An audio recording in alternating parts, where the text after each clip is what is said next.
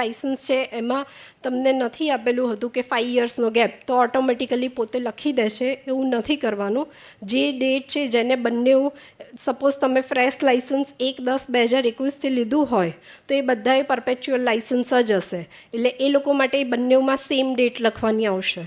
અને જે લોકો ઓલરેડી પ્રિવિયસલી જેના બી લાઇસન્સીસ છે એના માટે ઇશ્યુ ડેટ એ તમારી last licence approve date and valid from date that is your old 25D date or 25E.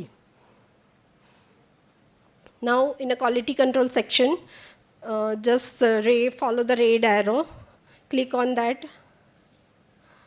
In a QC section, either in or either out. In જેને in house quality control છે એ in પર select કરશે, જેને outside laboratory છે એ outside select કરશે. અને કોઈને suppose બે છે, સપોઝ ક્યુસી ઇન છે અને માઇક્રોબાયોલોજી નથી તો એ આઉટ છે, તો you have to select both. So quality control, here I have selected both. તમારી આ અપ્રૂવ લેબોરેટરી છે એનું લિસ્ટ નીચે આવશે. જે લેફ્ટ સાઈડમાં અપ્રૂવ લેબોરેટરી છે એમાંથી તમારી જે લેબોરેટરી જેનો કન્સર્ન લેટર તમે મેળવેલો છે એની પર તમારે સિલેક્ટ કરવાનું છે, એનું એડ્રેસ લખવાનું છે, રિમાર્ક્સ, તો સપોઝ તમે એવું માઇક્રોબાયોલોજી ત્યાં કરાવતા હોય કે જે કરાવતા હોય એની કોઈ રિમાર્ક્સ તમે લખવા ઈચ્છતા હોય તો લખી શકો છો. અને કન્સર્ન લેટર જે છે એ તમારે ત્યાં અપલોડ કરવાનો છે. Then you have to submit. Now TP expert, technical person expert. Click on TP expert. For TP qualification, if the quality control TP in, then 4 TP is mandatory, 1 in a manufacturing section and 3 in a QC. That is, first you have QC. After selecting QC, there are the modules chemist, botanist and expert in ASU. And whenever you are enter the TP expert, you must have to first enter your TP manufacturing. So select on a component staff. First you have to select on a plus symbol. Then fill the same like name, your middle name, last name, PAN card, mobile number, whatever. Then your degree certificate is compulsory. And educational certificate છે ત્યાં આગળ તમારે degree certificate upload કરવાનું છે. અને અહીંયા જે appointment ઇન્ફોર્મેશનની નીચે જ્યાં રેડ એરો મેન્યુફેક્ચરિંગ સેક્શન છે ત્યાં આગળ જઈને તમારે કમ્પોનન્ટ ટેકનિકલ સ્ટાફ સિલેક્ટ કરવાનું છે મેન્યુફેક્ચરિંગમાં. અને જ્યાં બીજો રેડ એરો કરેલો છે ત્યાં આગળ તમારે ડિપાર્ટમેન્ટલ અપ્રૂવ ટીપી, જે તમને ફર્સ્ટ ટાઈમ ટીપી અપ્રૂવ આપેલું છે એ તમારે અહીંયા અપલોડ કરવાનું છે. Now for the component technical staff select કર્યો અને and plus go on a green symbol. Click to add TPQC, that is the under the QCL section, drop down menu, ASU expert, chemist and botanist. If you will fill the QC section out, then 1 TP manufacturing is mandatory, that is the component technical staff. So here same remaining name, mobile number, everything is same. Then in the first red one arrow, you have to attach the degree certificate. In the second arrow, you have to attach your previously approved TP list. જે ડિપાર્ટમેન્ટે તમને જે ટીપીનો letter આપેલો છે એ. પણ in case ઘણા કિસ્સામાં specially જ્યારે ladies staff હોય ત્યારે નેમ ચેન્જ હોય છે. ડિગ્રી સર્ટિફિકેટમાં બીજું નામ હોય અને તમે અહીંયા મેન્શન બીજું નામ કરેલું હોય. Then enter the for the disease. એના એ બી just for the office purpose જ છે, પણ તમે પ્રોડક્ટ શેના માટે બનાવો છો એની ખાલી એન્ટ્રી કરવાની છે. Then go for with the submit button. Now after submission product, તમારી પ્રોડક્ટ જે છે એ આ રીતના દેખાશે. પ્રોડક્ટમાં તમારે રેડ એરો કમ્પોઝિશન પર સિલેક્ટ કરવાનું છે. હવે એ પ્રોડક્ટના કમ્પોઝિશન આપણે એડ કરીશું. હવે હવે add composition in the classical product, I select active ingredients, તો it will automatically take the as per text, right. આ બી આપણે પહેલાં કરતા હતા એમ જ, કમ્પોઝિશનમાં બી જેટલા જે આપણા એક્ટિવ છે એ તો એઝ પર ટેક્સ ઓટો લેશે, પણ નીચે આપણે પછી જે એક્ટિવની જગ્યાએ અહીંયા એક્સિપેન્ટ જો કોઈ નાખતા હોય તો એમાં તમારે પછી એક્સિપેન્ટ પર સિલેક્ટ કરવાનું, એટલે ફર્ધર સેકન્ડ જે કમ્પોઝિશનમાં તમારું જે એક્સિપેન્ટ છે એ બી એવી રીતે એડ થશે. જેમ 1 by 1 આપણે IUDMLમાં એન્ટ્રી કરતા હતા એવી જ રીતે અહીંયા એન્ટ્રી કરવાની છે. Then add for the proprietary product. Same active ingredient, અહીંયા મેં એક ઇન્ગ્રીડિયન્ટનું નામ લખેલું છે, એનું same form of ingredient, reference શું છે, ક્વોન્ટિટી એન્ડ સબમિટ. આવી જ રીતે તમારા પ્રોપ્રાઇટરી પ્રોડક્ટમાં જેટલા ઇન્ગ્રીડિયન્ટ્સ છે એની તમારે એન્ટ્રી કરવાની છે. Now your product details will be like this, આવી રીતે આવશે. અને પ્રોડક્ટ તમે બધી એડ કરી લો પછી તમારે સબમિટ કરવાની છે ઇન અ લેગસી. એકવાર before you submit in kindly check once again. Now quality control management. હવે જે તમે પ્રિવિયસલી અપ્રૂવ પ્રોડક્ટ કરી છે એને તમારે સ્ટેબિલિટી ડેટા અપલોડ કરવાના છે. એટલે આ જે રજિસ્ટર છે એ રજિસ્ટરમાં અહીંયા જે પ્લસનો એરો આપેલો છે ત્યાં આગળ તમે ક્લિક કરશો, ત્યાં આગળ તમારે જેમ આપણે એનેક્ઝર 4માં જેટલા જે ડોક્યુમેન્ટ્સ કરતા હતા એ સીધું બટન અપલોડ કરવાનું થશે.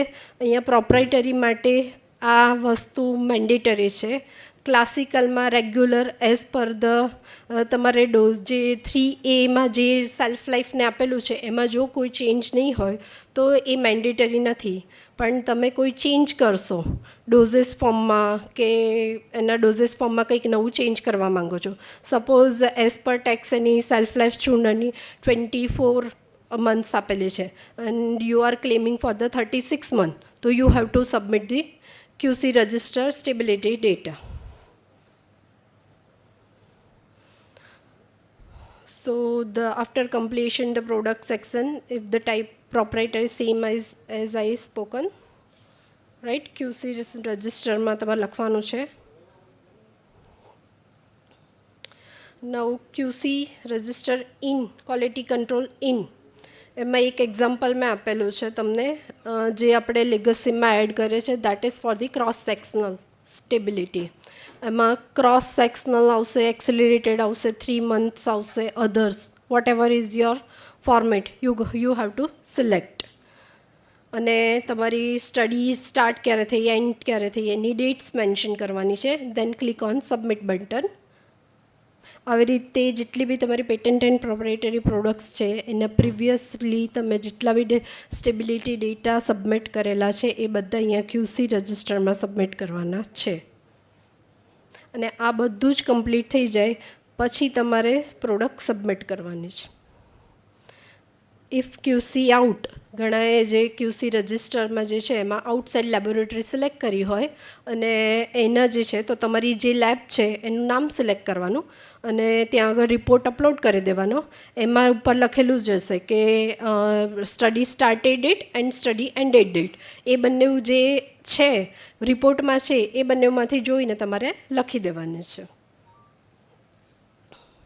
After approval, that is legacy 1, તમારું જે આ અપ્રૂવડ સક્સેસફુલી આ સ્ટેટસ આવશે અને આ સ્ટેટસ આવશે એટલે તમે આમાં આગળના જે ફર્ધર મોડ્યુલ છે એ તમે ઓપરેટ કરી શકશો.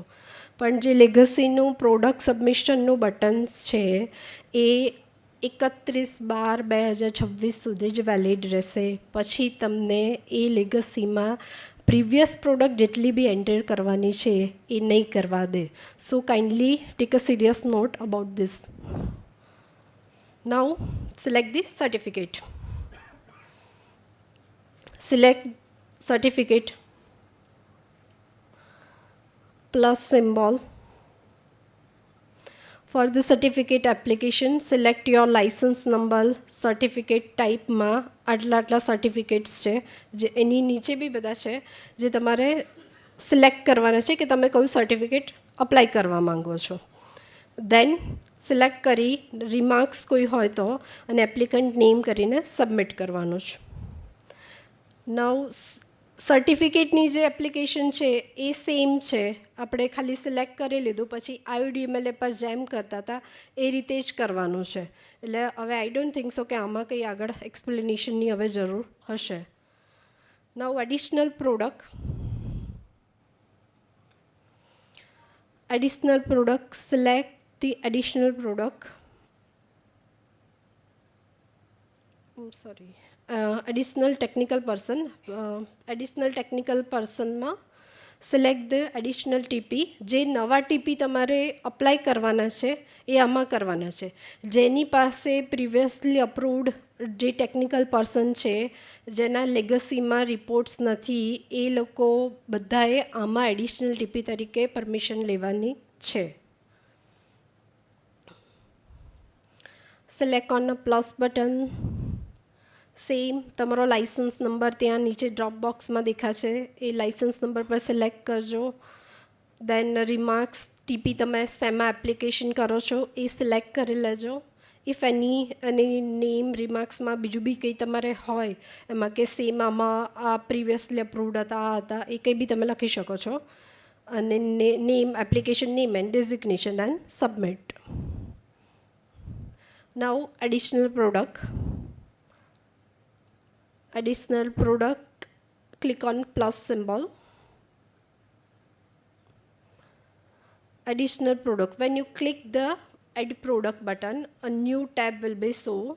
Same remaining, like you have to select the product name, mention type, you have to type the product name, product type, category, any other applicable product માટે ડિટેલ્સ હોય એ ફિલ કરવાના. જે આપણે આગળ જોયું લેગસીમાં જે જોયું ફોર્મ, એ જ ફોર્મ આ એડિશનલ પ્રોડક્ટમાં આવશે. એમાં ખાલી ચેન્જ આટલો છે. ફર્સ્ટ તમારે આટલું ફિલ કરવાનું છે. તમારો લાઇસન્સ નંબર સિલેક્ટ કરવાનો છે, પ્રોડક્ટનું તમારે રિમાર્ક્સ કંઈક લખવાનું હોય તો એ કરવાનું છે, કોણ એપ્લિકેશન કરે છે અને એનું ડેઝિગ્નેશન શું છે એ કરીને પ્લસ પર સિમ્બોલ જે છે ત્યાં ક્લિક કરે અને ફર્ધર સેમ તમારું જે પ્રોડક્ટ છે એ ન્યૂ પ્રોડક્ટ છે, રિવાઇઝ પ્રોડક્ટ છે કે સિમિલર પ્રોડક્ટ છે, તમારું જે પ્રમાણેની જે પ્રોડક્ટ છે એ પ્રમાણે તમારે એમાં સિલેક્ટ કરવાનું છે. તમે સિલેક્ટ કરી લો પછી તમારે ફર્ધર આગળ પ્રોડક્ટનું નામ, ટાઈપ આગળ તમને મેં બતાવ્યા લેગસીમાં એવી રીતે ક્લાસિકલ હોય તો એ પ્રમાણેના ડ્રોપ બોક્સ ખુલશે અને પ્રોપ્રાઇટરી હશે તો એ પ્રમાણે ખુલશે. તો remaining same as it is the legacy. આના પ્રમાણે સિલેક્ટ કરી અને તમારે સબમિટ કરવાનું છે. એટલી ટાઈપ છે જેને જે પ્રોડક્ટ ક્લાસિકલ પ્રોપ્રાઇટરી જે પ્રમાણે સિલેક્ટ કરવાનું હોય એ પ્રમાણે કરી દેવાનું. બધામાં જ નીચે પરમિશન તમે રેગ્યુલર હોય તો રેગ્યુલર અને એક્સપોર્ટ હોય તો એક્સપોર્ટ તમારે શેમાં સિલેક્ટ કરવું છે એ કરી દેવાનું. Then remaining same as it is the previously લેગસીમાં તમને જે પ્રમાણે મેં કીધું કે તમારે આ પ્રોડક્ટમાં જે કેટેગરીમાં તમે કઈ લાઈફ નર્વસ સિસ્ટમમાં છે, લાઈફ લોંગ છે, ઇમ્યુનોમોડ્યુલેટર કે જે તમારી જે પ્રોડક્ટ છે એ પ્રમાણે તમારે સિલેક્ટ કરી લેવાનું અને સબમિટનું button.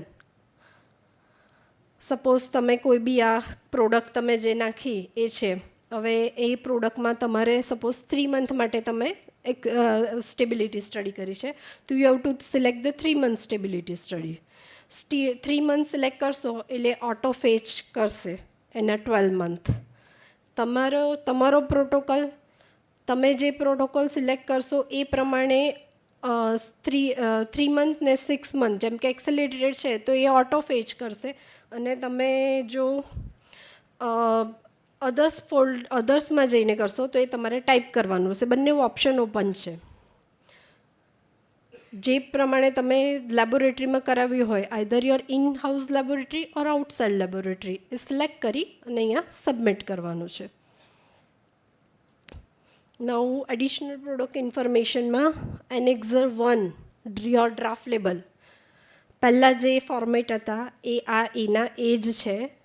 Annexure 2 master card formula and SOP એ બી આપણે ઓલરેડી IUDMLAમાં કરતા જ હતા. Annexure 3 quality control specification